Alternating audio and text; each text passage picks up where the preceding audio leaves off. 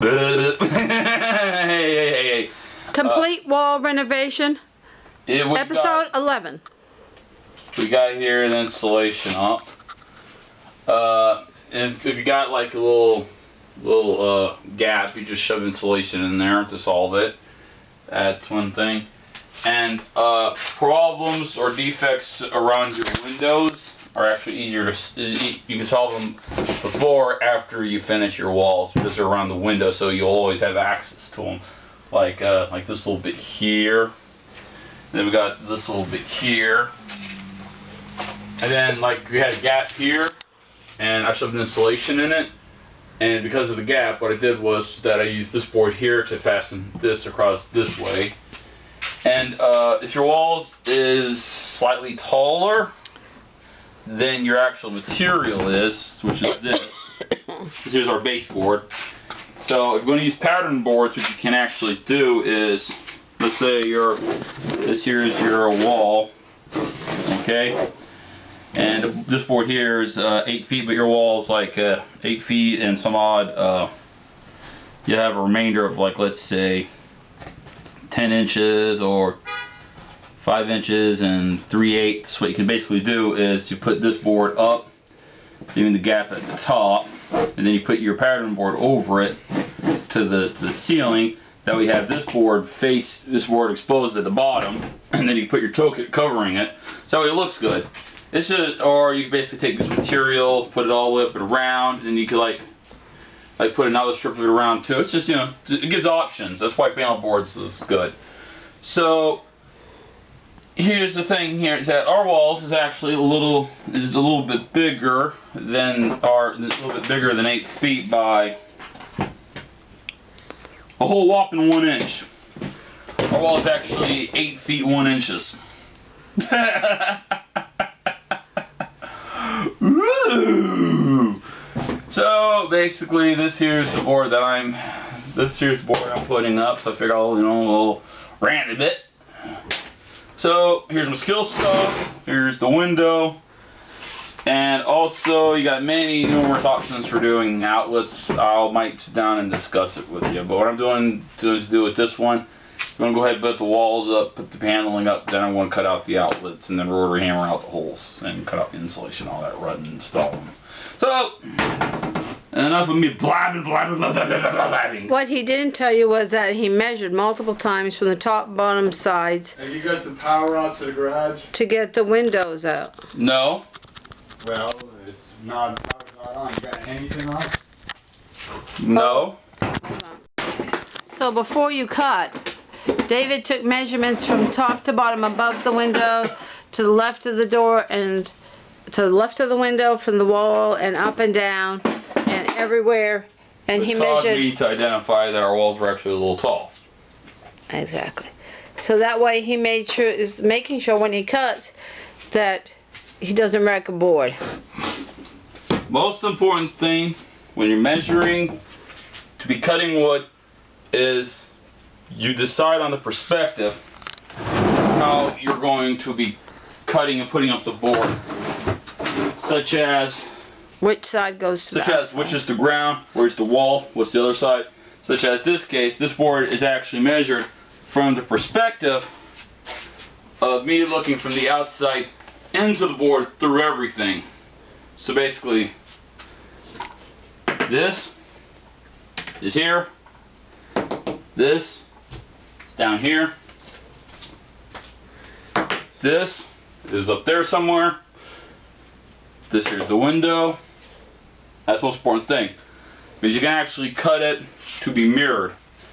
Such as, if I've had this measurement over there, then this board would be useless. Alright. So, blah, blah, blah, blah, blah, blah, blah. I'm gonna cut.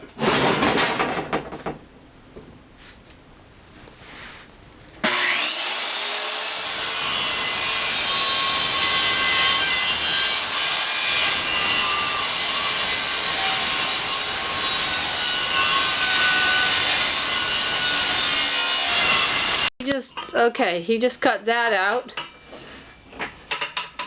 using a skill saw. And so this board is now ready to go up.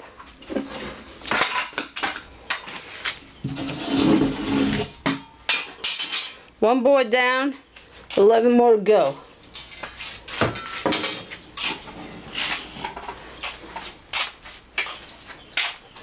Do you want to get the tripod so I can help you with that board going on? Yeah, that's gonna be easy. Okay.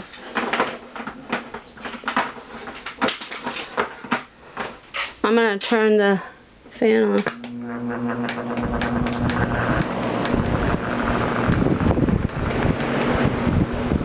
I'm gonna turn the fan on low because I did ask him several times if he wanted to cut outside, but he wanted to cut in here, so.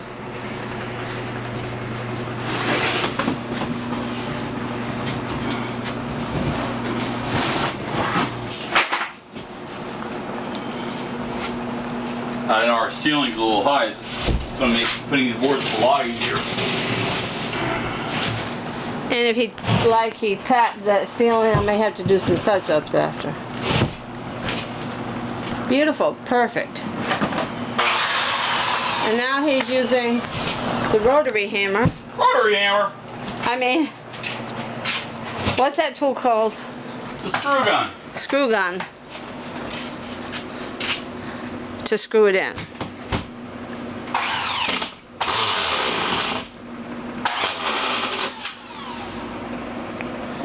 Only nutcase will use this rotary hammer to put screws in.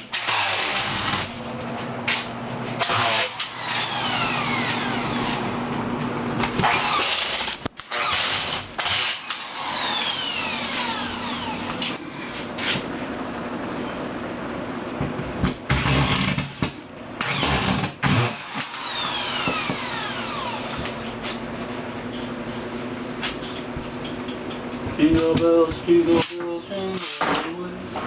What fun it is to ride one horse open sleigh. Hey, dashing through the snow. A little tip for those of you who want one is, since you're gonna put carpeting down or flooring, mark your floor where your studs are. So it's a little cheat. And if you're going to do a floor remodel or going to be painting your walls, when you got your walls bare, mark where your ceiling studs are if you're going to put a ceiling up. Just, mark where it's going to be.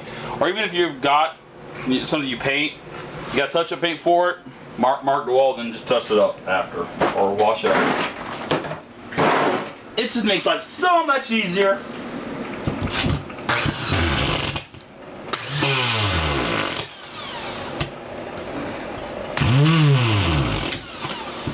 I think I missed.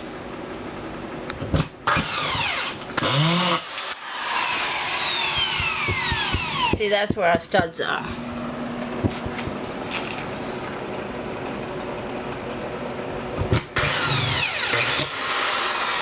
Okay, I think those are, and it's just, well, it's a little lunky donkey.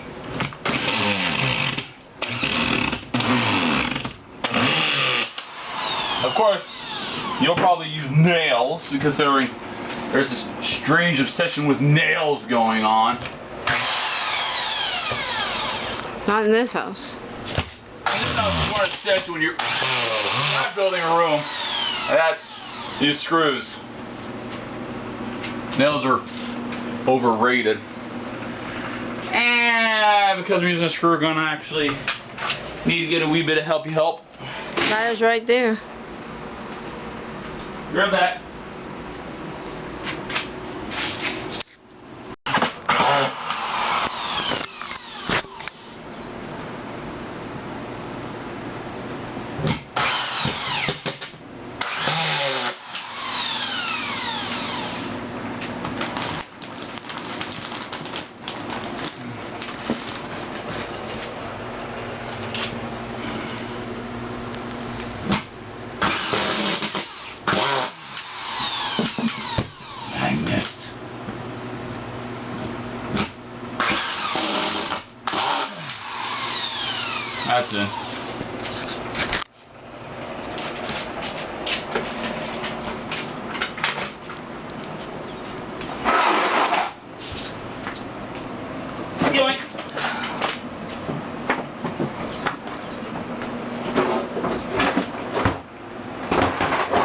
And he's gonna do all the rest of the walls like that.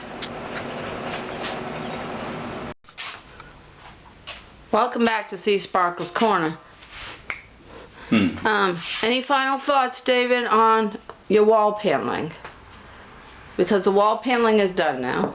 This is here so that way if you want to hang pictures or TVs, you got something that'll actually support them instead of that drywall or this. Yeah, I wouldn't want to hang a TV having that supported.